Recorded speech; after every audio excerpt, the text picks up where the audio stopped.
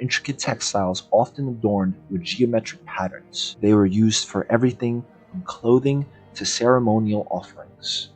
In metalwork, they excelled in crafting beautiful objects from gold, silver, and bronze. The structure of Incan society was complex with a clear hierarchy. At the top was the Sapa Inca, the emperor, considered a living god. Below him were the nobles, followed by the commoners. Everyone had a role in the society, contributing to its smooth functioning.